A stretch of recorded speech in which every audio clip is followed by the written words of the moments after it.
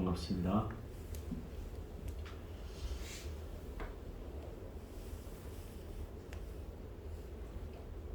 오늘도 또 동안고가 시작되었습니다.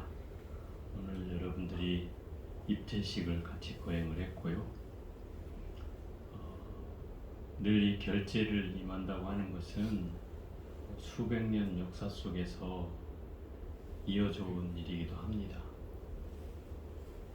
결제라는 말은 마음의 고삐를 조여서 마음이 어디 도망가지 않게 묶는다라고 하는 뜻이 이 결제라는 의미에 담겨져 있습니다. 이 결제를 하게 되면 평소엔 게을리 살았더라도 이때만큼이라도 마음을 단디 잡고 마음의 고삐를 조여서 늘 우리가 해왔던 수행을 놓치지 않고 매일 일상의 수행을 해나가는 것이 진정한 결제가 아닌가 생각이 듭니다. 물론 이 결제라고 하는 건 묶을 때가 있으면 또 풀 때가 있겠죠. 그래서 푸는 것을 또 해제라고 하는데, 해제는 이제 끝날 때를 보통 해제라고 합니다. 그런데 묶고 풀고 하는 일이 비단 마음 공부하는 데는 때가 정해져 있는 건 아니지만, 늘상 우리가 시작됐으면, 공부를 하겠다고 마음을 먹었으면 결국 물러서지 않고 끝까지 해나가는 것이 진정한 결제의 의미겠죠. 다만 이렇게 여름과 겨울에 나누어서 결제를 하는 이유는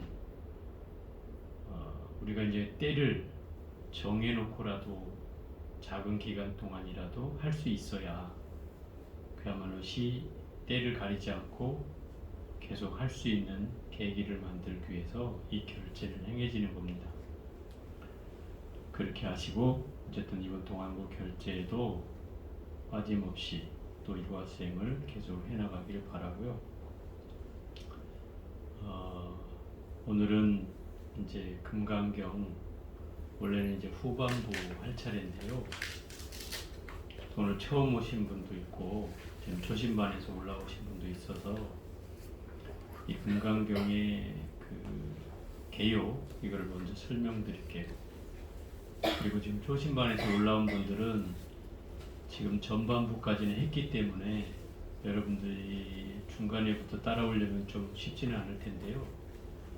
제가 오늘부터 해가지고 한 10일간 그 유튜브를 전체 공개를 하겠습니다.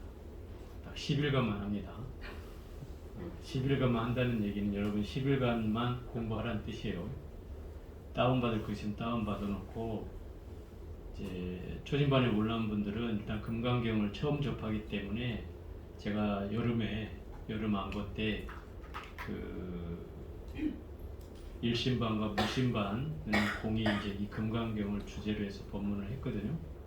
제가 그것을 이제 열어놓을 테니까 전체 공개하면 여러분들이 이제 다 들어가서 볼 수 있거든요. 아마 그 선언 제목이 하이 무심 선언 아마 이럴 거예요.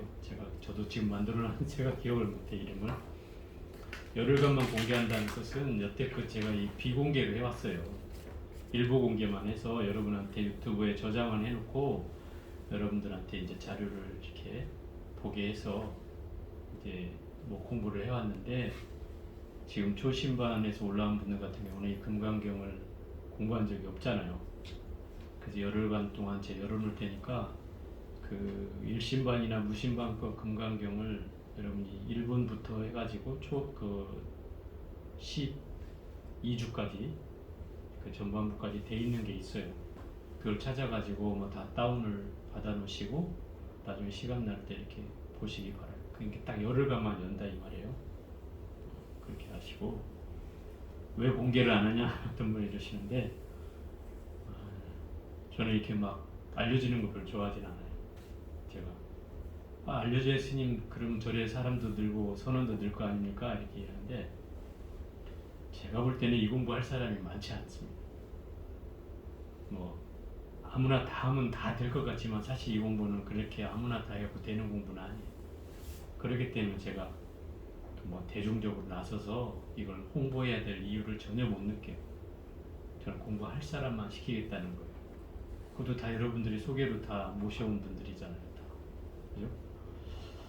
어쨌든 그런 인연으로 다 만나지는 거기 때문에 저는 굳이 뭐 방송에서까지 그렇게 하고 싶지는 않아요. 다만 제가 유튜브에 저장해 놓는 것은 비대면을 하게 되면서 어쩔 수 없이 이제 벌어진 일인데, 비대면을 하다 보니까 유튜브를 또 만들게 되었고, 그래서 결국 지금까지 유지하고 있는 거예요. 물론 뭐 나중에는 어떻게 변할지 모르겠지만 지금 현재는 그냥 자료를 계속 차곡차곡 쌓아놓고 있는 정도예요. 여러분들이 보고 싶으면 제가 한 열흘 동안 오늘부터 이제 공지를 제가 전체 선언에 공지를 할게요. 그리고 나서 필요한 자료가 있으면 다운받아서 보시기 바랍니다. 뭐 정의 내가 초신반을 잘 모르겠다 이런 분들은 초신반 것도 있으니까 그 다운받아서 보십시오.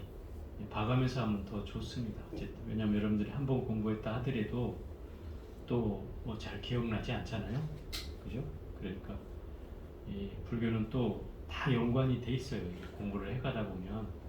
그런데 어떤 거하고 연관이 되는지 잘 몰라서일 뿐이지 다 연관이 돼 있기 때문에 하나하나 해가다 보면 도움이 될 부분이 있어요. 오늘은 이제 금강경의 대의를 우선 좀 정리해서 말씀드려 볼게요. 처음 하는 사람을 위해서 제가 처음 하는 마음으로 한번 해볼게요. 이 금강경은 금강반야바라밀경, 제목이 원래 그렇습니다. 그걸 줄여서 금강경이라고 하고, 이 금강이라고 하는 말은 두 가지 뜻이 있어요. 옛날 스님들도 이 두 가지 뜻으로 경전을 해석해서 한쪽에서는 이 금강이란 말을 능단이다 이렇게 풀어서 능이 끊어버리는 것, 이것이 이제 첫 번째 의미고요. 두 번째 이 금강이란 뜻은 우리가 다이아몬드를 우리말로 하면 금강석이라고 합니다. 금강석. 이 금강이라는 말에는 이 다이아몬드의 뜻이 숨겨져 있다 이 말이에요. 그 다이아몬드는 부서지지 않고 무너지지 않고 영원불멸하다 이런 뜻이 있잖아요. 그러니까 능이 끊어버리는 것이기도 하고 한편으로는 영원불멸하다라는 뜻도 있다 이 말. 그래서 절에는 이게 금강역사 들어봤어요? 힘센 장수처럼 돼 있어가지고 저 석굴암에도 보면 부처님 양옆에 호위하고 있는 장수들이 있는데 그 사람들을 금강역사라고 해요. 금강역사는 이제 힘이 굳세어서 물러서지 않고 그 법을 호위하는 불법을 지키는 신장들이에요. 그래서 우리 뭐 씨름 그 뭐 무슨 할 때 보면 금강장사 이런 거 있잖아요. 그 사람이 아마 금강이 무슨 말인지 모르고 쓸 거예요. 다만 금강산을 따가지고 금강이라고 하는 거죠. 금강산의 금강도 여기에서 나온 말이에요. 이 금강에서. 그러니까 이 금강이라는 말에는 첫 번째 능이 끊어낸다는 것은 어떤 말이냐면 천둥 번개가 쳐서 벼락을 쳐가지고 우리에 존재하는 이 번뇌와 괴로움의 싹을 싹 한꺼번에 없애버린다 이런 뜻이 있어요. 칼로 내려친다 뭐 이런 뜻이 있어서 능이 끊어내고도 남는다. 뭘 끊어내요? 번뇌와 괴로움을 끊어내는 것이다. 그런 의미를 갖는 게 이 금강의 의미고, 하나는 영원불멸하다. 이 두 가지로 풀어보면 이런 거예요. 벼락처럼 내리쳐서 번뇌의 싹을 싹둑 잘라버리는 지혜를 완성하는 경전, 이런 뜻이 하나 있고요. 두 번째 의미는 영원불멸한 지혜로서 이 사바세계에서 부처의 세계로 나아가게, 건너가게 해주는 경전, 이런 뜻이 또 두 가지의 의미가 있어요. 결국 이 두 가지 의미를 뭐 크게 다르다라고 얘기할 수는 없는 것은 바로 이 경전이 지혜를 완성하는 경전이라는 거예요. 지혜를 완성한다는 말은 결국 깨달음을 얻게 해준다는 뜻이기도 하죠. 그러면 이 금강경을 제대로 공부하면 지혜를 이루어갈 수 있다 이런 얘기도 해요. 그럼 절에 다니면서 지혜를 얻는 방법이 뭘까? 이렇게 생각해 보면 이 금강경 안에 고스란히 그 이유를 달아놨다는 거예요. 어떻게 해야 지혜가 얻어지는지. 그런 경전이 바로 금강경이에요. 그런데 이 금강경은 처음에 의미에 나왔듯이 벼락처럼 내리쳐서 지혜를 얻어내는 경전이기 때문에 굉장히 우리에게는 생소한 용어들과 그리고 뭔가 이해할 수 없는 말들로 우리를 끊임없이 힘들게 하는 경전이기도 해요. 왜냐하면 이 경전은 다 없다, 아니다 이런 말을 주로 많이 하거든요. 없다, 아니다. 그러니까 없다, 아니라는 말은 사람들한테는 쉽게 받아들이기가 쉽지 않잖아요. 야, 이 세상이 이렇게 존재하는데 야, 이 세상은 이거 헛거야 이렇게 얘기하고, 나의 존재가 분명히 난 여기 현상에 존재하는데 너는 상이 없어, 형상이 없는 존재야, 무아야, 네 실체가 없어 이렇게 얘기한단 말이에요. 그러니까 어떤 면으로 치면 이게 되게 어려운 경전이네 이렇게 얘기할 수 있는데, 이 대승불교를 형성하는 그 경전 가운데 제일 중요한 두 가지 축을 들려면 바로 이 금강경과 유식계통의 경전이에요.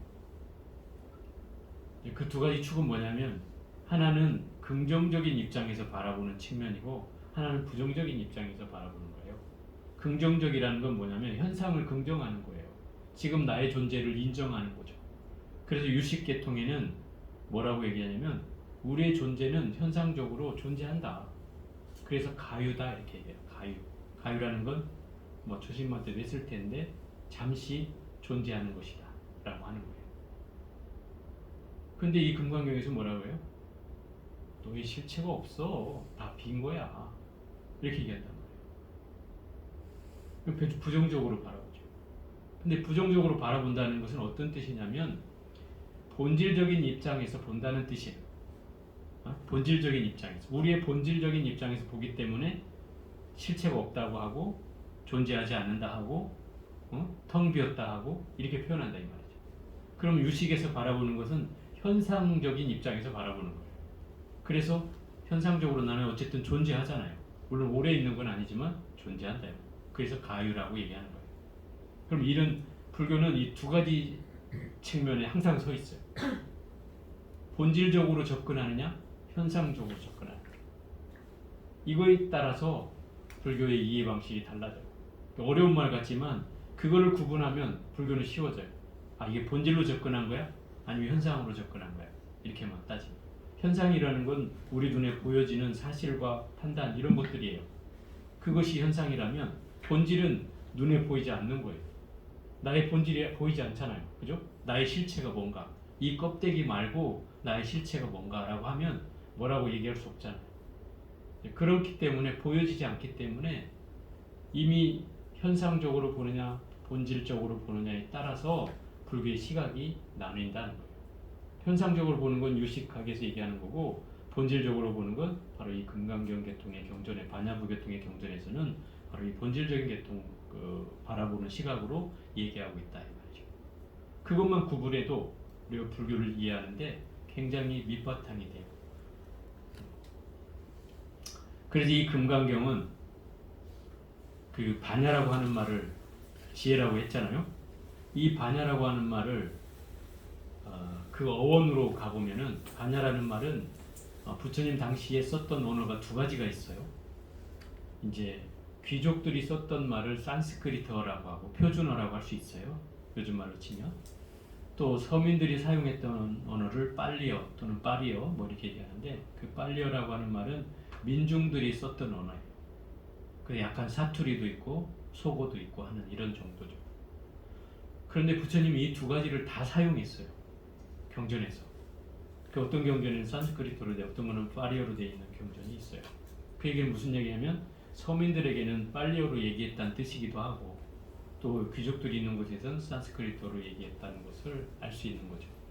그 사람이 누구냐에 따라서 언어를 이렇게 두 가지로 썼다는 거예요. 그러다 보니까 이 반야라는 말은 산스크리트어로 쓸 때는 뿌라지냐 이렇게 얘기하고, 이게 이제 파리어로 가면 빵냐 이렇게 얘기해요. 빵냐. 반야라는 말이 이 말하고 비슷하죠. 그러니까 이 빨리어에서 더 가깝게 왔다는 걸 알 수 있죠. 그래서 이 반야라는 말을 그대로 음사해서 쓰는 말이란 뜻이에요.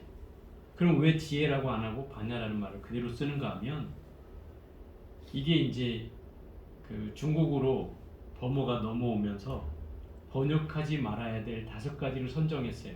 이 중국 사람들이.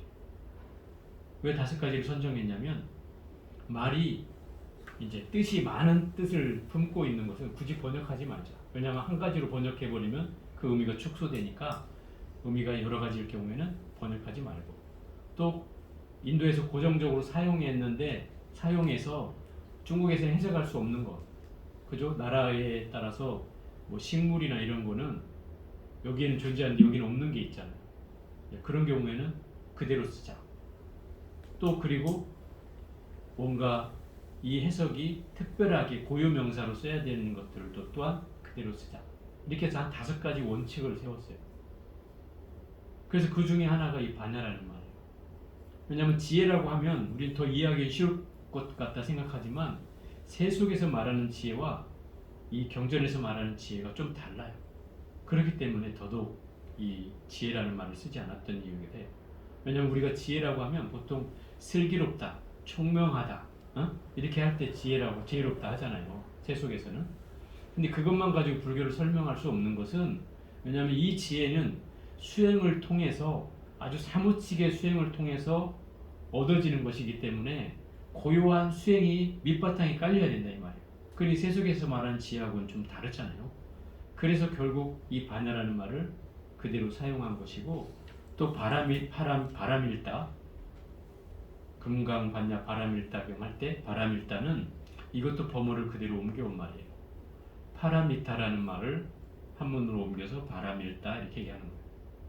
그럼 이 파라미타라는 말은 무슨 얘기냐면 이루어지다, 완성하다, 건너가게 하다, 뭐 이런 뜻이에요. 그러니까 이 말이 경전에 많이 등장하는데, 우리가 사는 이 사바세계를 차안이라고 해요. 차안. 차안은 이차자에다 언덕 안자예요. 그럼 이 언덕이라는 뜻이죠. 어디가요? 우리 사바세계가. 우리가 사는 사바세계를 이 언덕이라고 한다. 그럼 피안이라는 말은 들어봤어요? 피안의 언덕 뭐 이렇게 하잖아요. 피안은 저쪽의 언덕을 말하거든요. 저 피자의 언덕 안자예요. 이 차안의 반대말이 피안이죠. 그럼 이 차안은 사바세계라고 했잖아요. 그럼 여기 중생들이 사는 세계라면 피안이라는 것은 어떤 세계겠어요? 부처의 세계죠. 깨달음의 세계. 피안의 언덕. 그래서 이 피안과 차안이라는 말은 중생의 세계와 부처의 세계를 나누는 경계라고 한다면, 이 언덕에서 저 언덕을 건너가게 해주는 것은 바로 지혜의 배다 이 말이에요. 그게 반야의 배다. 반야의 배를 타고 그 강을 건너가면 저기에 부처의 세계가 있다. 그것이 이 바람일다의 의미다 이 말이에요. 이쪽으로 오세요. 왜 그 자리도 있는?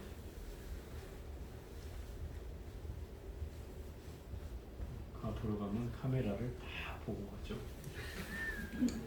오늘도 찍혔어. 그 바라미타라는 말이 그런 말이에요. 그래서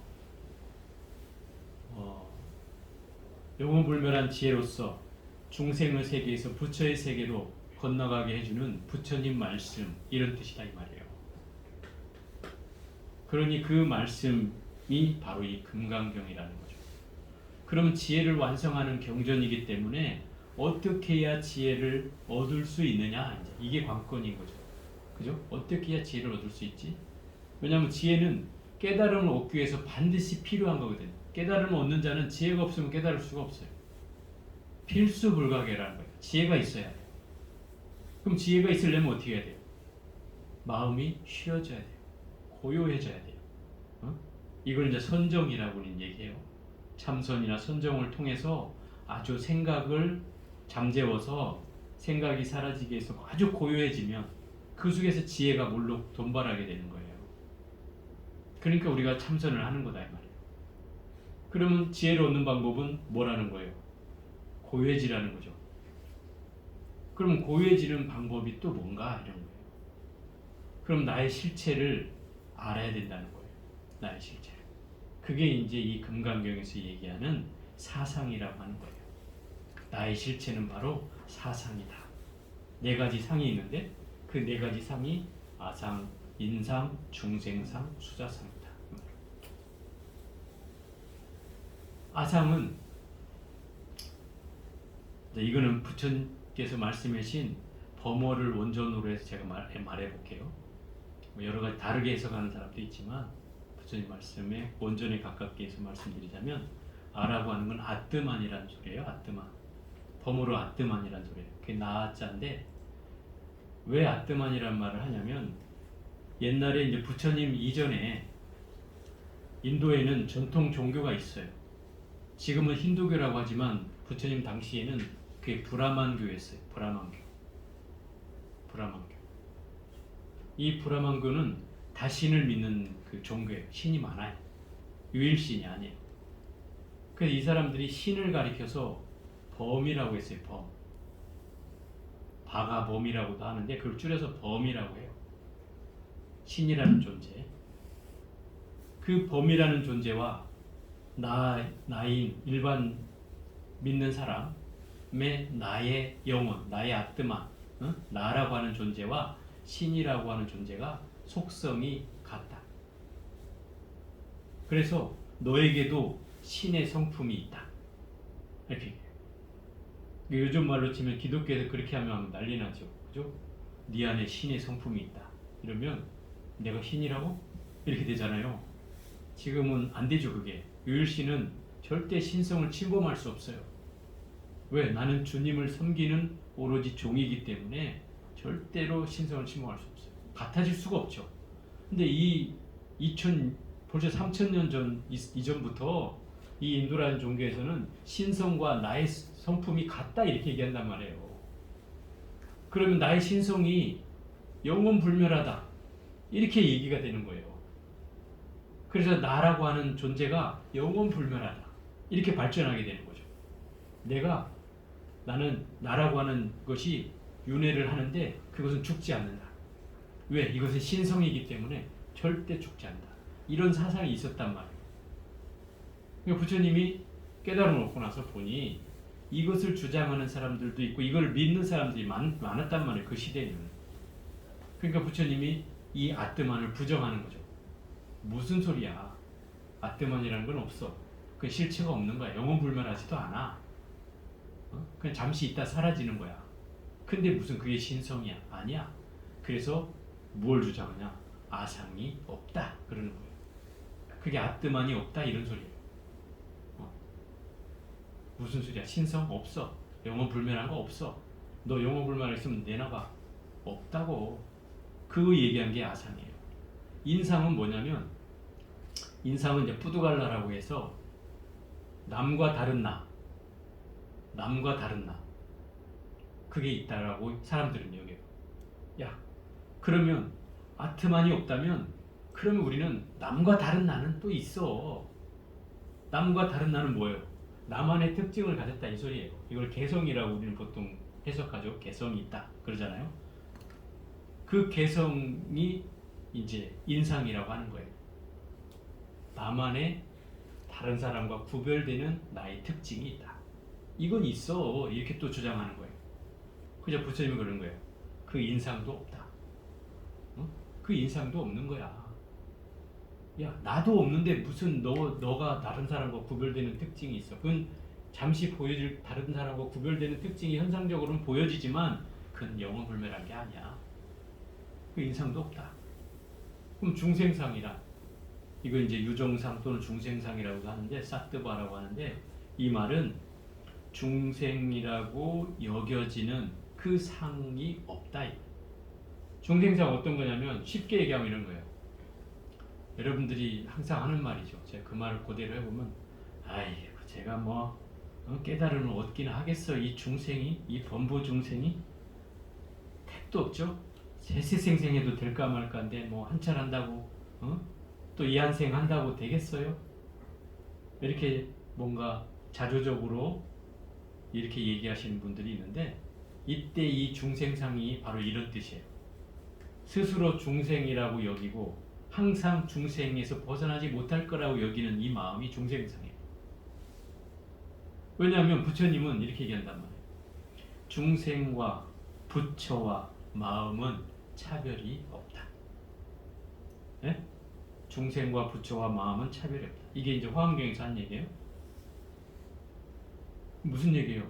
중생과 부처와 마음은 차별이 없다는 것은 중생의 마음이 부처의 마음이고 부처의 마음이 중생의 마음이라는 거예요. 그래 차별이 없는 거예요. 그런데 그럼 나한테 부처의 성품이 있다는 뜻이 없다는 뜻이에요? 있다는 거죠. 있다는 거잖아요. 근데 내가 맨날 중생이라고 여기면 부처의 성품이 있는데도 내 스스로 중생의 이 무게에 가려서 부처의 성품을 드러내지 못하는 거 아닙니까? 그죠? 있는데도 불구하고. 그래서 이 유마경 얘기를 한마디 하면은 이런 얘기예요. 내가 성품이 성품에 굴복당하면 나는 중생을 벗어날 수 없고 내가 그 성품으로부터 벗어나면 나는 부처가 될 수 있다 이 말이에요. 그럼 굴복당하고 벗어난다는 건 무슨 차이냐면 마음이 어디를 향하는 거예요. 선을 향하면 선을 향하면 바로 부처로 나아가는 길이고 악을 향하면 그건 중생으로 떨어지는 길이다 이 말이에요. 그럼 선을 향한다는 건 뭐예요? 내가 늘 끊임없이 공부를 해나가는 마음을 일으킨다는 뜻이에요. 그게 선을 향해 나가는 거고 내가 공부를 하지 않고 늘 그냥 요행만 바라고 로또 복권 하나 당첨되기만을 바라고 한 큐에 뭔가 해결되기를 바라는 마음이라면 이거는 중생에서 벗어날 수 없는 마음이죠. 이걸 말하는 거예요. 그럼 이건 내 마음의 경계에 따라 다르다는 거죠. 마음이 어디로 향하냐에 따라서 달라진다는 거예요. 그러니 그 마음 안에서 보면 결국 부처도 중생도 내 마음 안에 있는 거예요. 그죠? 내가 부처라고 여기면 나는 부처가 돼가는 것이고 내가 중생이라고 여기면 그 중생을 벗어날 수 없어지는 거죠. 그러니 이 중생상은 중생상에 갇히지 마라 이 소리예요. 네가 어리석다고 자꾸 거기에 갇히지 마라. 설사 내가 중생이라도 열심히 마음을 내서 노력하고 공부하고 하다 보면 나는 부처의 마음이 조금씩 내 중생 안에 머물게 되고 또 물들게 된다. 그게 점점 부처의 마음이 커지게 되면 이미 중생은 사라지고 없어지는 것 같다. 그러면 굳이 우리가 중생이다 뭐다 가릴 필요가 없어지는 거죠. 그래서 이 어느 경전이나 그렇게 해놨어요. 중생들은 자기를 스스로 중생이라 여기고 늘 중생에서 벗어날 수 없는 마음을 가질 뿐이다. 그렇기 때문에 중생이라 불릴 뿐이다. 근데 이 금강에서 얘기하잖아. 중생은 중생이라는 이름일 뿐이다. 이름일 뿐이다 그래요. 중생이 영원불멸한 존재가 아니라 다만 이름일 뿐이다. 그 이름을 놓고 내가 부처라고 내 스스로 마음을 내면 그 순간 부처가 되는 거예요. 그게 이 모든 경전에서 하고 있는 얘기다. 네 번째는 수자상이라는 건데요. 이 수자상은 이제 보통 목숨을 오래 살고자 하는 생각이다 이렇게 얘기하는 사람도 있지만 제가 여기서 부처님 말씀을 그 원전에 나오는 말로 하면 이걸 지바라고 해서 영혼이란 뜻이에요. 영혼. 영혼은 무슨 말이에요? 이 수자상이 영혼이란 뜻이니까 영혼이 없다 이렇게 얘기할 수 있는 거죠. 영혼이 없다.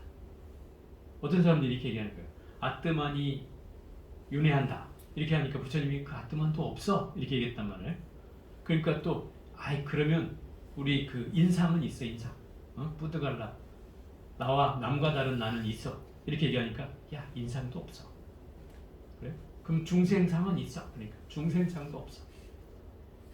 그러니까 나중에 네 번째 얘기하는 게 그럼 영혼이 있어. 영혼이 윤회하는 거야. 이렇게 얘기하니까 부처님이 또 영혼도 없다니까 이렇게 얘기하는 거야.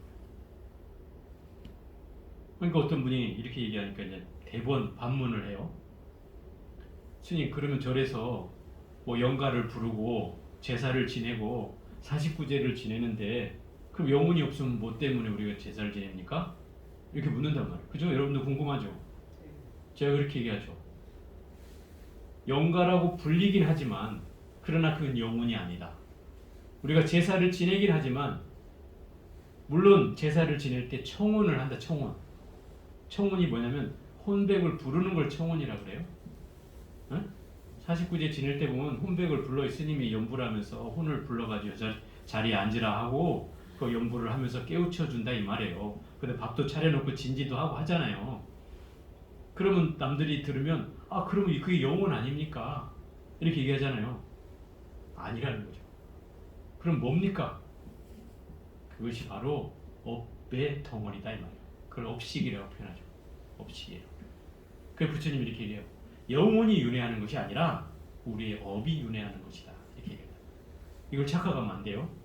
굉장히 불교를 잘못 이해할 수 있는 아주 첩경인데 보통 사람들은 영혼이라고 다 얘기해요. 그러나 영혼이 아니에요. 그 우리가 청혼을 한다는 건 혼을 부른다는 것은 그 업의 덩어리를 부른다는 뜻이에요. 그게 에너지가 되어 있다 이 말이에요.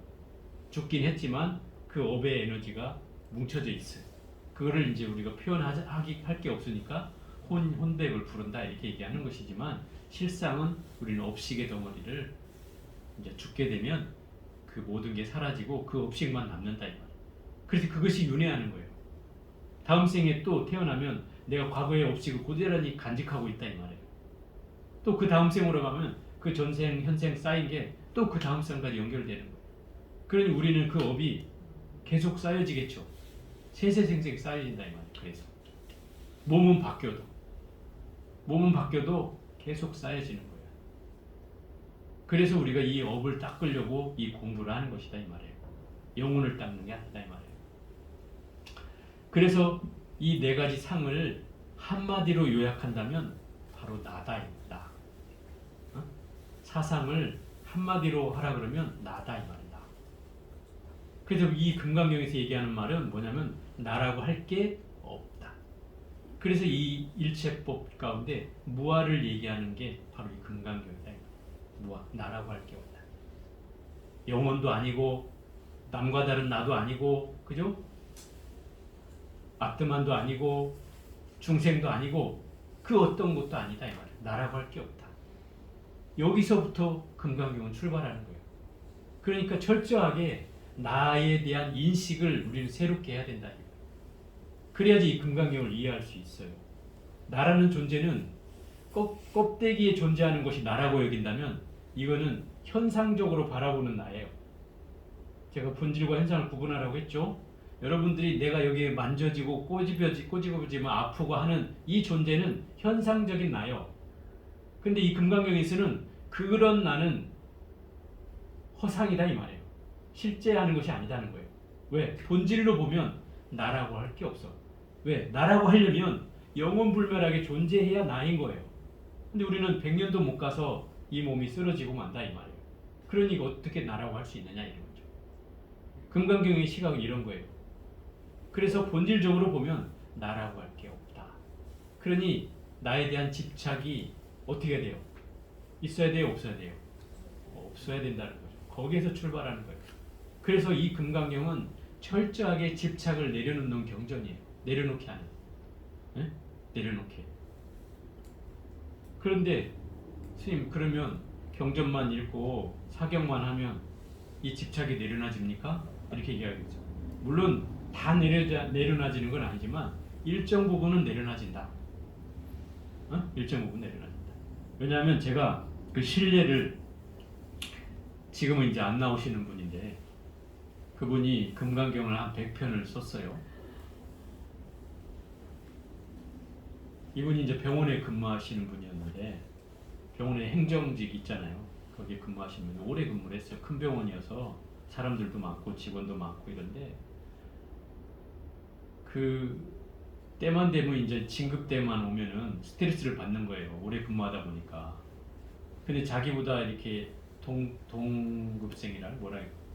같은 애 들어온 입사한 동기들이 먼저 진급을 하면 기분 좋아요, 나빠요? 나쁘겠죠. 그러니까 이제 기분이 별로 찜찜해지고 밥맛도 없어지고 뭐 다니는 맛도 없어지고 며칠 이제 시름시름 앓는 거예요. 그것 때문에 스트레스를 받으니까. 이분이 계속 때마다 그렇게 겪었던 거죠. 근데 이제 이 금강경을 한 100편을 쓰고 나니까 어떤 마음이 드는가 하면 어느 순간부터 똑같은 상황이 벌어졌는데 내가 그 사람을 축하해주고 있더라는 거예요. 그리고 그것 때문에 내 괴로워지지 않고 있더라는 거죠. 그 어느 날 저한테 와서 그래요. 스님, 이상합니다. 뭐가요?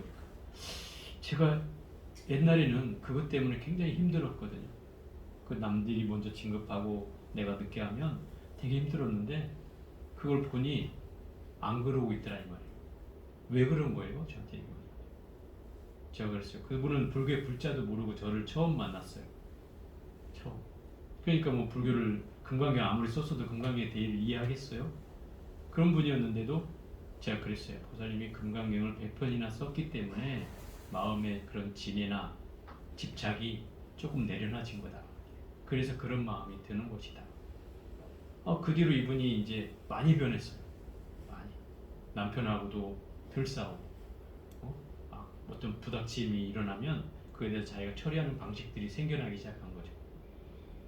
어쨌든 상당히 도움을 받았죠. 물론 그것이 그런 상황을 계속 유지해 가기는 물론 쉽진 않죠. 그러려면 내가 끊임없이 알아차려야 돼요.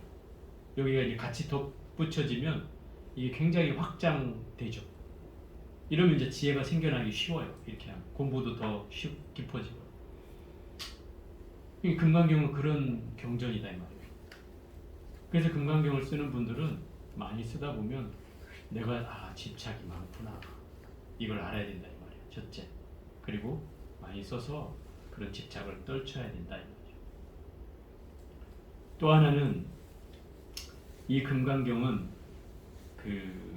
뭐라고 되어 있냐면 무상을 종으로 하고, 예? 무상을 종으로 하고 무주를 채로 하며 묘행을 용으로 삼는다 이랬어요. 무상을 종으로 삼고 무주를 채로 하고 묘용을 용으로 삼는다. 이 말은 무슨 얘기냐면 종이라고 하는 말은 가장 핵심적인 것이라고 하는 거예요. 가장 핵심적인 것. 그럼 무상이라는 게 가장 핵심이라는 뜻이죠. 금강경에서. 무상은 뭐예요? 아까 얘기한 아상, 인상, 중생상, 수자상이라고 하는 이것을 사상이라고 해요. 이 사상을 다 떨궈내는 것이 바로 무상이에요. 왜냐하면 상이라는 걸 잘 생각해 봐야 돼요. 상이라는 말은 두 가지로 해석이 되는데 현장 스님은 이걸 생각상자로 풀었어요. 서로 상자에다 마음심을 들어간 게 이 서로 상자예요. 생각상자예요.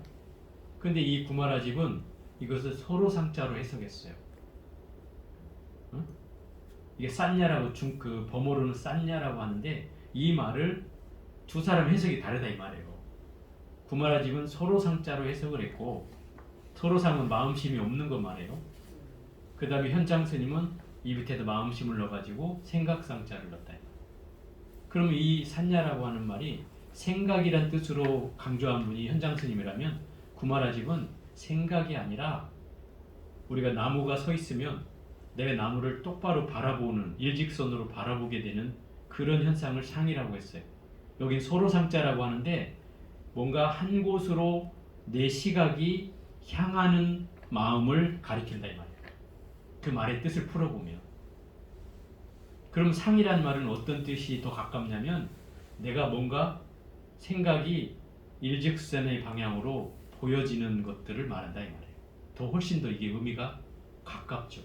왜냐하면 생각만을 일컫는 게 아니니까 상이라는 말은 형상에도 상이 있고 그죠? 마음에도 상이 있고 다 상이 있으니까 이 생각으로만 묶어버리면 정신적인 부분이 되지만 그러나 우리가 얘기하는 아상, 인상, 중생상, 수자상은 마음으로 일으켜진 경계도 있지만 실제로 형상으로 보고도 일으켜지는 경계가 있다.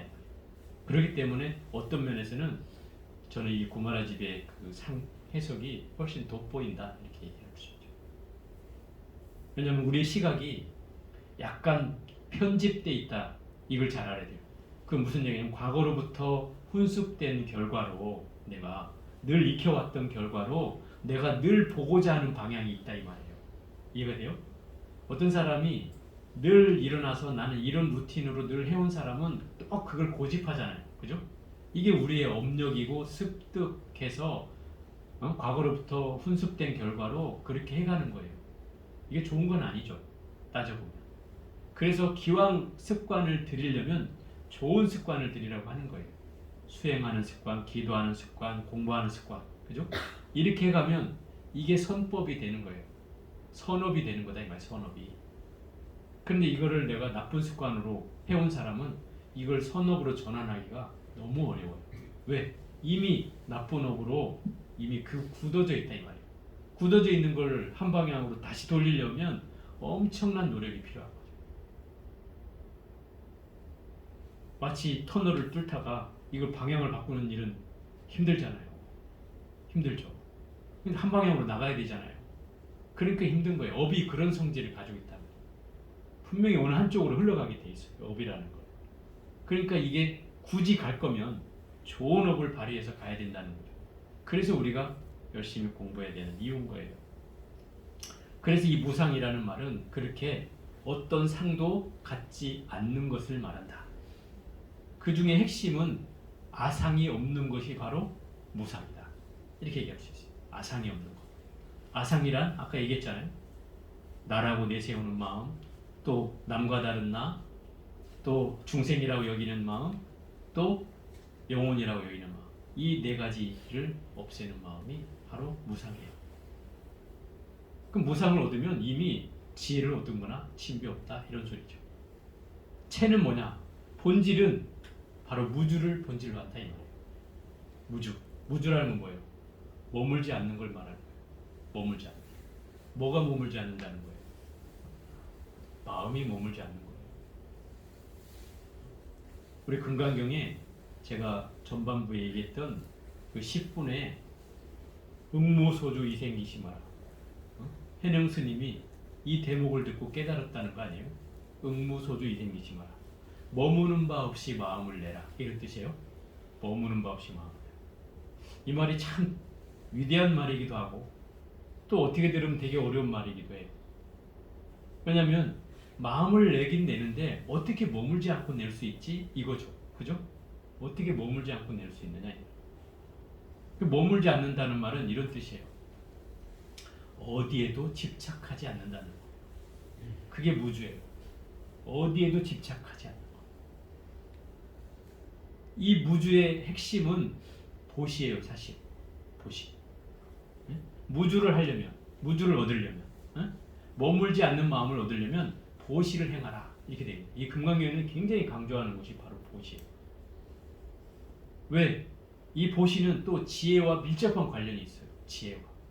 지혜를 얻고자 하는 자는 그 많이 베풀으라고 하는 거예요. 그것도 무주를 통해서 베풀으라는 거예요. 어디에 걸리는 바 없이 베풀어요. 줘도 준 바 없이, 받아도 받은 바 없이 그렇게 하라는 거예요. 그게 무주예요. 그래서 이 무주의 기본은 삼륜청정이라고 해서 세 가지가 청정해야 된다는 거예요. 세 가지가 어떤 거예요? 주는 자와 받는 자와 그 주는 물건이 청정해야 된다는 거예요. 그래야 무주가 되는 거예요. 그렇잖아요. 여러분들이 내가 물건을 누구한테 선물을 하는데 상대가 부담스러워하면, 그죠? 아무리 내가 선한 의도를 가졌다 하더라도 물건이 청정해질 수 없잖아요. 또 주는 물건이 너무 부담스러워, 너무 귀한 물건이어서 한 번에 받기가 어려우면 아무리 그 좋은 가치를 준다 해도 그 사람이 받기가 쉽지 않겠죠. 또 반대로 너무 의미가 없는 선물을 상대에게 줘서 소용되지 않는 선물을 준다면 상대도 별로 좋지 않을 것이고 본인도 마음이 편치 않다. 그런 물건이라면 이거는 삼륜청정이 될 수 없는 거죠. 그래서 이 세 가지가 집착 없이 베풀 수 있어야 그걸 무주라고 하고, 그 무주로 베풀어진 것을 작용이라고 얘기하는 묘용이라고 한다. 묘행이라고 한다. 묘행이란 말은 바로 그런 뜻이에요. 머물지 않고 베푸는 것을 바로 묘행이라고 한다. 이걸 묘행이란 말을 우리말로 푼다면 아름다운 실천, 아름다운 실천, 미묘한 실천, 미묘한 행, 그것은 바로 무주다. 이게 묘행 무주분에 나온 얘기예요. 그러면 어떻게 실천하라는 얘기예요? 머무는 바 없이 마음을 끊임없이 내라는 거예요. 그것이 무주를 얻는 길이고 바로 무상을 얻는 길이다. 그러면 무상과 무주가 얻어지면 이미 내가 지혜를 얻은 받침이 없는 거예요. 그럼 이미 깨달음은 따는 당상이죠. 그렇게 하면 된다. 그걸 얘기하고 있는 거예요. 그래서 이 내용이 어렵기도 하지만 참 재밌기도 해요. 이 금강경 공부할수록 재밌어요. 또 하나는 이 금강경은 한문으로는 5천 몇 자 정도 되는데 그 중에 이 금강경을 대표적으로 공사상의 대표적인 경전이라고 얘기해요. 공사상의 대표적인 경전. 그런데 아이러니한 것은 이 금강경이라는 경전 안에 공자가 단 한 자도 나오지 않는다는 거예요. 그런데 공사상이라고 해요. 그 이유가 뭐냐면 이거는 그 부처님께서 평생에 한 45년 동안 설법을 하셨는데 36부터 뭐 시작해서 80까지 하셨으니까 약 45년간 설법을 하셨는데 그 가운데 아함경을 12년을 설했고요. 아함경. 이걸 이제 불교의 초심자 과정이라고 할 수 있어요. 초등 과정. 그 다음에 설해진 게 방등부 경전을 8년을 설했어요. 이건 이제 중등 과정 정도 돼요. 불교에 있어서. 세 번째 설해진 게 이 반야부 계통의 경전이에요. 이건 이제 고등 과정 정도 되죠. 이 반야부 계통 경전을 부처님이 22년을 설했어요. 그럼 45년 가운데 22년을 설했다면 거의 절반에 가까운 기간을 이 반야부 계통을 설했다는 거예요. 그러면 시기적으로 부처님이 20년이 지난 후부터 35살에 깨달음을 얻으셨으니까 20년 지나면 55세 정도부터 22년이니까 거의 70대 중반까지 이 경전이 설해졌다는 거예요. 부처님의 가장 황금 시기에 이 경전이 설해졌다는 거죠. 그것도 또한 22년이라는 세월 동안. 예를 들어서 법화경은 7권으로 되어 있어요. 7권. 화엄경은 60권, 80권, 40권. 그래서 80화음, 60화음, 뭐 40화음 이렇게 얘기해요. 제일 긴 것이 80화음이고 중간께 60화음, 40화음이 세 종류로 되어 있어요. 그럼 권이라고 하는 말은 이런 거예요. 우리가 두루마리로 행사에 있는 대장경판 보셨죠? 대장경판을 앞뒤로 복사하는 것을 한 권이라고 해요. 앞뒤로 복사한 거. 앞에만 한 것만 말고요. 앞으로 하고 뒷면까지 딱 찍어내면 그게 뭐다요? 한 권이에요. 그럼 60권이라는 것은 이렇게 해서 60권이라는 뜻이에요. 두루마리로. 80권 이게 80권이라는 거죠. 근데 이 반야부 계통의 경전은 600권이라는 경전이 설해져요. 그 화엄경의 거의 10배죠. 엄청난 양이에요. 이 반야부 계통만 모으면 거의 뭐 경전의 한 30-40%가 될 정도로 많아요. 그런데 이 반야부 계통의 경전 가운데 금강경이 속해 있다는 거예요. 금강경이 속해 있어요. 그러면 결국 이 금강경은 이 반야부 계통의 사상을 고스란히 이어오는 경전이라는 것을 알 수 있고요. 또 이 반야부 계통의 경전에는 우리가 알고 있는 반야신경이 안에 들어있는 건 아니고요. 이 반야부 계통의 경전이 너무 많잖아요. 600권이나 되니까. 이것을 270자로 압축한 것이 바로 반야신경이에요. 600부 경전이면 엄청난 양이라고 했잖아요. 제가. 그 양을 270자로 줄였어요. 누가? 현장 스님이 줄였어요. 현장법사, 우리가 흔히 삼장법사라고 얘기하는 그 스님의 혁혁한 작품이 바로 반야신경이에요. 반야신경이 대단한 것은 그 270자 안에 이 반야부 계통의 사상의 핵심을 다 담고 있다는 거예요. 그리고 또 대단하죠. 자, 화엄경을 이렇게 줄여놓은 게 있어요. 뭔지 알아요? 법성계. 누가 줄였어요? 화엄경, 법성계는? 의상조사잖아요. 예. 의상조사 법성계 이러잖아요. 우리나라 스님이단 말이에요. 신라 시대에 원효쌤과 의상스님 서로 중국 유학을 가려고 했었던 그 스님이에요.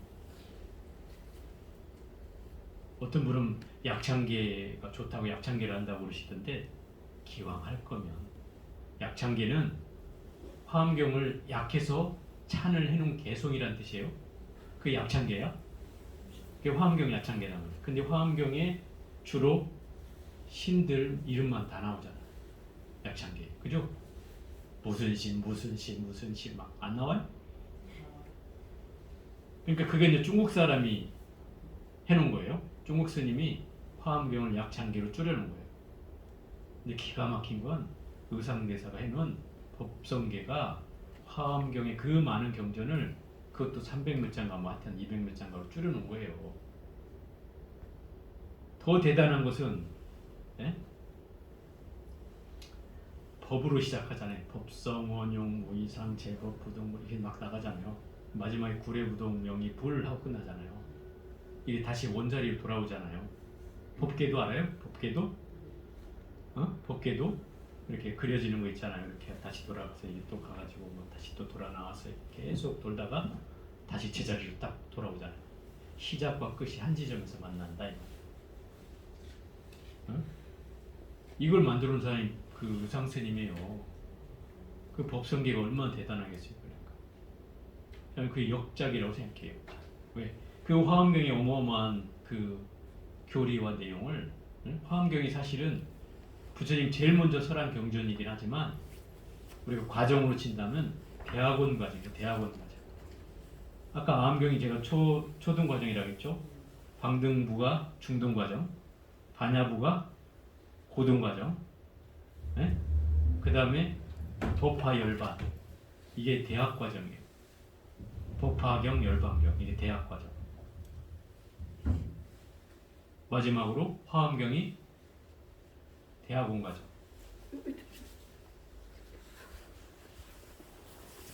대학원 과정. 그래서 화엄경이 제일 어려운 경전이다 이 말이에요. 제일 어려운 경전인데 그것을 요약해 놨다 이 말이죠. 여러분들 법성계가 뭔지도 모르고 뭐 절에서 맨날 돌아가신 분을 위해서 막 해주니까 따라는 하긴 하지만 그 내용에는 화엄경의 묘한 이치들이 다 들어가 있다. 칠원절구로 해서 다 들어가 있어요. 그것만 제대로 알아도 화엄경의 깊은 이치를 꿰뚫어 볼 수 있는 내용이다. 반야신경도 마찬가지예요. 그 반야부 계통의 경전을 270자로 줄여놨는데 그 중에 핵심이 바로 우리가 여러분이 잘 알고 있는 색즉시공 공즉시색 아니에요. 그럼 이 반야부 계통이 바로 공사상이라는 건 바로 여기에서 나온다 이 말이에요. 색이 곧 공이요, 공이 곧 색이다 이런단 말이에요. 색은 물질이라는 뜻이에요. 보여지는 대상을 말한다 이 말이에요. 손으로 잡혀지고 눈으로 보여지는 대상, 그게 물질이에요. 색이에요. 근데 이것이 텅 비어 있는 공과 같다 이런 거예요. 이게 이제 이런 거죠. 현상이 곧 본질이요. 본질이 곧 형상이다. 이런 뜻이에요. 이해가 돼요? 내가 아무것도 없는 것이요. 아무것도 없는 것이 바로 나다. 이 말이에요. 색즉시공 공즉시색 이런 말이다 이 말이에요. 이해가 돼요? 현상적으로 나는 존재하잖아요. 그죠? 존재해. 그런데 이 현상을 부처님이 다 해체해버려요. 뭘로? 지수화풍사대로 다 흩어버리니까 있어요 없어요? 아무것도 없잖아요. 그래서 공이라고 하는 거예요. 텅 비었다. 없다고 하진 않아요. 무라고 하진 않는다 이 말이에요. 없다고 하진 않아. 공이라고 한다 이 말이에요. 공은 없는 것이 아니라 텅 비어 있다는 뜻이다. 이걸 잘 알아야 돼요. 없는 거와 텅 빈 건 달라요. 한번 비유를 해볼게요. 우리 허공을 얘기하잖아요. 허공, 그죠? 텅 비어 있는 하늘을 허공이라 한다. 그 이 공자는 하늘 공자이기도 하지만 텅 빌 공자이기도 해요. 그래서 우리 하늘 한번 떠올려봐요. 하늘은 텅 비어 있어요. 그죠? 텅 비어 있지만 거기에는 또 가득 차 있는 게 있어요. 뭐가 가득 찼어요? 그죠? 공기가 가득 찼죠. 그러니까 없는 것만은 아니잖아요. 그게 텅 비어 있지만 가득 차 있어요. 이게 공의 개념이에요. 이걸 잘 이해해야 돼요. 그래서 옛날 법정 스님은 책 제목에 텅 빈 충만이라는 그 책을 썼어요. 그 말이 바로 이 공이라는 말을 풀어놓은 말이에요. 다시 한번 설명해 볼게요.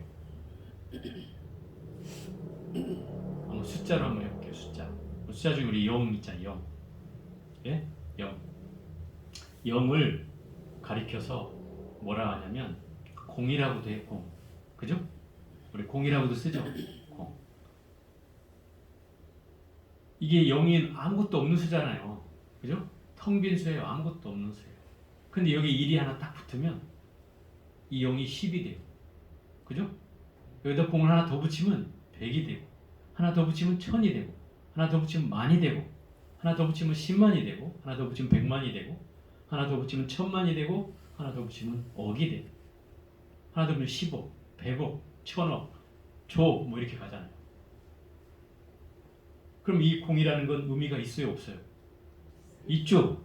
아무것도 없을 때는 아무것도 없는 건데, 그죠? 0으로만 존재할 때는 아무것도 없는 수예요. 근데 1에만 붙으면 이게 의미가 있어진다 이 말이에요. 그러니 없는 것이 아니죠. 이게 공의 의미다 이 말이에요. 이걸 수학자가 이렇게 풀어줘서 얘기하더라고요. 제가 그거를 아주 오래전에 듣고 그때 무릎을 쳤어요. 그렇구나. 한번 생각해 보세요. 아라비아 숫자라고 우리 하잖아요. 숫자가 아라비아 숫자예요. 그럼 무슨 말이에요? 아라비아 숫자가. 이 숫자가 아라비아에서 나왔다는 뜻이에요. 예? 아라비아에서 개발됐다 이 말이에요. 근데 요즘에 밝혀지는 사실은 이 0이라는 숫자가 인도에서 나왔다는 거예요. 인도에서. 그게 더 밝혀졌어요. 0이라는 숫자가 인도에서 중동으로 건너갔기 때문에 그게 우리한테 들어와가지고 아라비아 숫자라고 하는 것이지 실제로 인도에서 먼저 이게 만들어졌다는 거예요. 그리고 인도 사람들이 뭐 그 IT 천재가 많고 뭐 수학을 잘하고 하는 사람이 많은 이유가 그 개념이 워낙 널리 발달했다는 거죠. 이 공의 발견이 예? 숫자의 진화에 제일 큰 역할을 했어요. 엄청난 게 만들어요. 이게 여기서부터 철학이 나오고 뭐 다 나와요. 그러니까 이 공이라는 숫자만으로도 우리는 이 공의 개념을 알 수 있다 이런 얘기.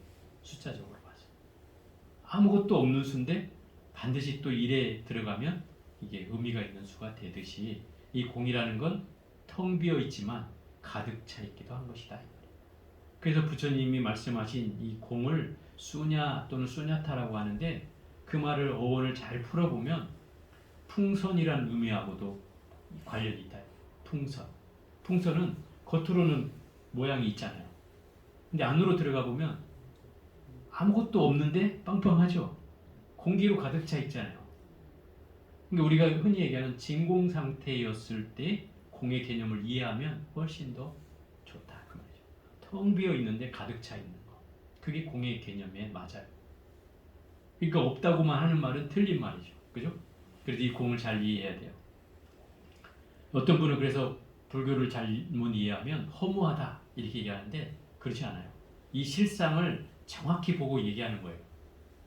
우리가 보이지 않는 세계를 인정하지 않아서 그게 내 눈에 들어오지 않기 때문에 인정하지 못할 뿐이지 실상 우리가 보이지 않는 세계를 이 경전에 대비해서 보면 사실 굉장히 재밌는 거예요. 또 이 불교에서는 이 숫자 개념이 많이 나와요.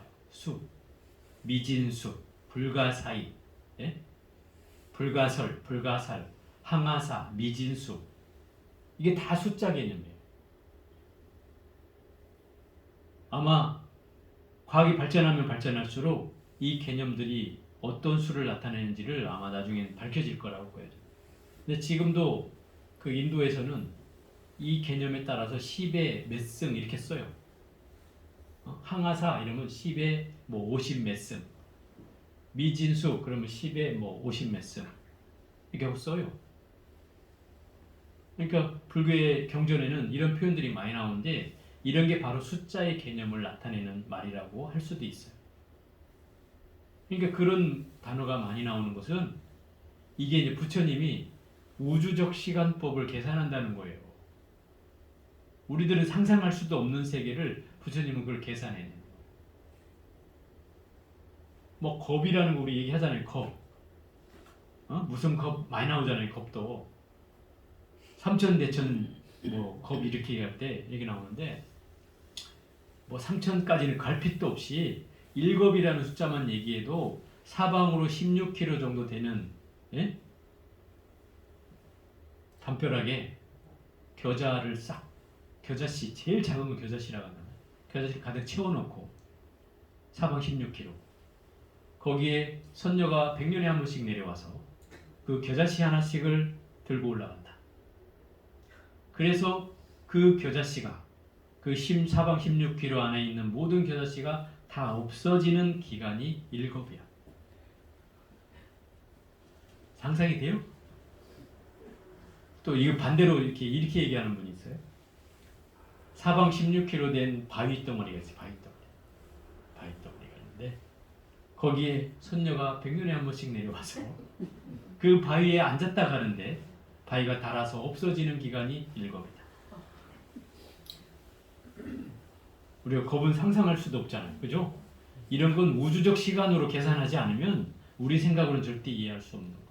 근데 부처님이 이런 얘기를 수도 없이 한단 말이에요. 그것도 일겁으로 얘기하는 게 아니고 막 삼천대천겁이에요. 이런 일겁을 1000번을 하고 그 1000번을 3번을 거듭해야 삼천대천세계가 되는 거예요. 그러니 뭐 그 개념을 어떻게 우리가 상상으로 헤아릴 수 있냐 말이에요.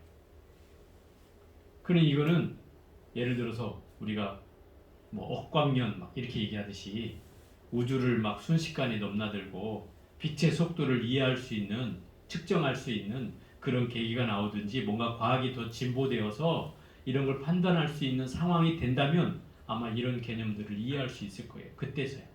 지금은 우리의 상상으로는 도대체 이해할 수가 없어요. 근데 어쨌든 부처님이 이런 얘기를 수도 없이 경전마다 하고 계신다는 거죠.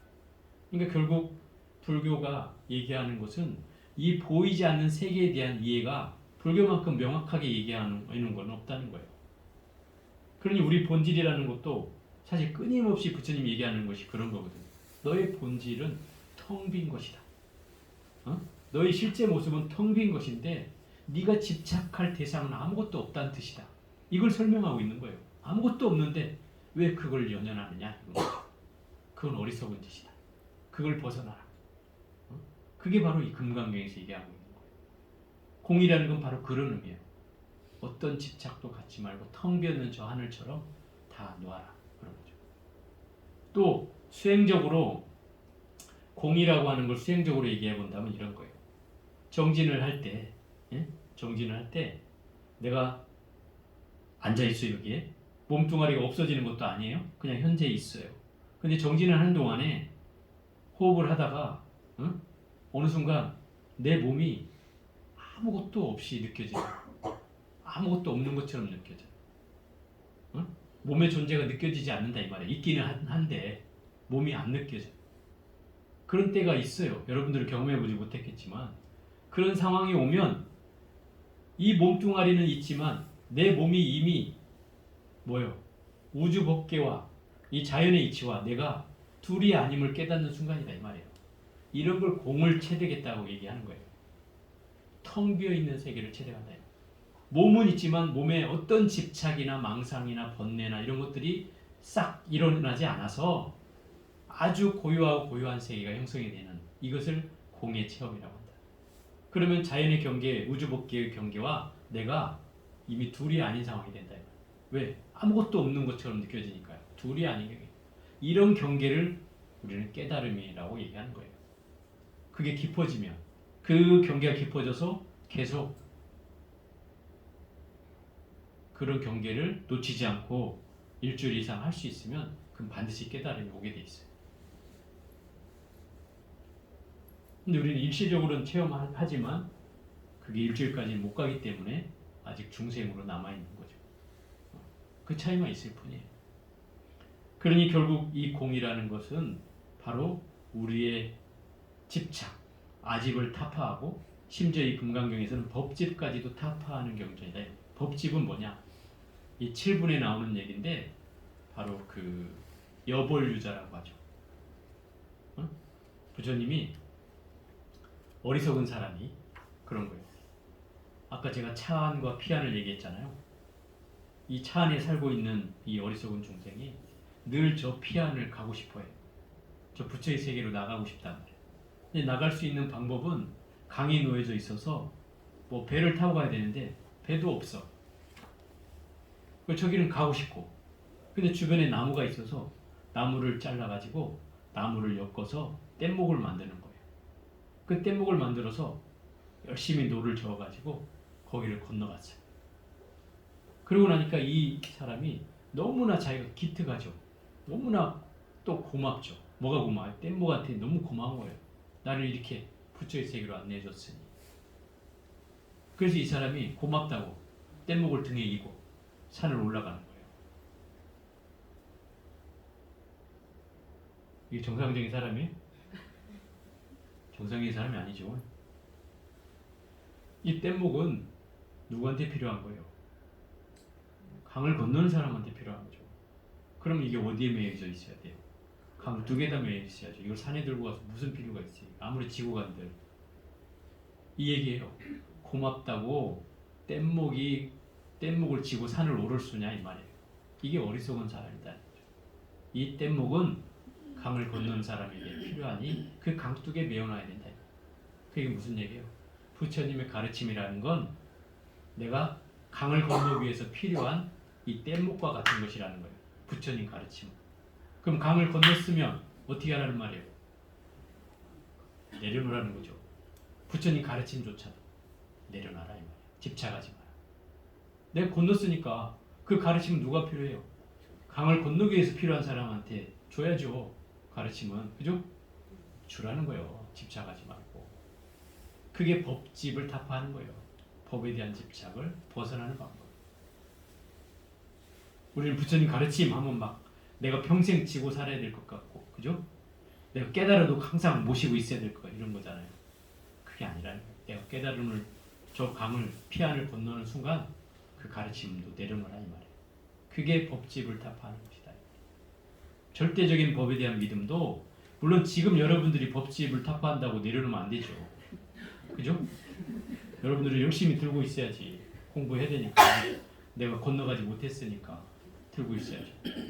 그런데 건너가고 나서는 그걸 내려놓을 수 있어야 된다. 이게 법집을 타파하는 것이다. 이게 지금 얘기한 것이 금강경의 주요 골자예요. 이 내용이 계속 반복된다 이 말이에요. 계속 반복돼요. 왜 반복되겠어요? 내 아상이라고 하는 것은 맨날 듣고 들어도 그 아상이 쉽게 사그라들지 않는다 이 말이에요. 그러니 부처님이 가르침이 반복돼도 그 이유를 우리는 이해해야 된다 이 말이에요. 상이란 떨쳐내도 일어나고 떨쳐내도 일어나는 거예요. 그래서 어려운 거예요. 예를 들어서 우리의 존재는 여러분들이 어떻게 하면 아냐면 눈을 찌르려고 하면 어떻게 해요? 눈을 피하겠죠? 아니면 눈을 깜박깜박거리거나 그죠? 이게 나의 존재를 인식하고 있다는 뜻이에요. 또 밤중에 여러분 가다가 휙 하고 놀라면 엄마야 하고 하는 사람 있죠? 그것도 또한 나의 존재를 인식한다는 뜻이에요. 내가 허상이고 내가 환이고 신기루고 물거품과 같고 그림자와 같고 번개불과 같다고 나를 여겼다면 놀랄 일도 없잖아요. 왜 놀래? 내가 죽는 것도 아닌데. 근데 우리는 뭐요? 습관적으로 두려움과 불안이 있다 이 말이에요. 그래서 그런 상황이 되면 두려움을 갖게 돼 있다. 그러니까 결국 우리의 존재에 대한 인식을 내가 하고 있다는 거죠. 그죠? 그게 아상이에요. 근본적으로는. 그럼 그런 아상을 놀려면 어떻게 해야 되겠어요? 나에 집중하고 있어야 된다. 핵심은 그거예요. 나를 집중하고 있으면 누가 놀랬다고 해서 엄마야 하겠어요? 뭐야? 뭔데? 이렇게 되죠. 놀라는 게 아니고 나에 집중하고 있었으면 주변의 경계가 아무리 어떤 변화가 와도 그냥 놀라지 않는다 이 말이에요. 그 차이예요. 나에 집중한다는 건 뭐예요? 결국 나에 대한 집착을 내려놓는 방법이에요. 나의 삶을 벗어나는 방법이기도 하고. 그러니까 우리가 수행을 하는 거다 이 말이에요. 그러니 금강경을 이해하려면 수행하지 않고 이해한다?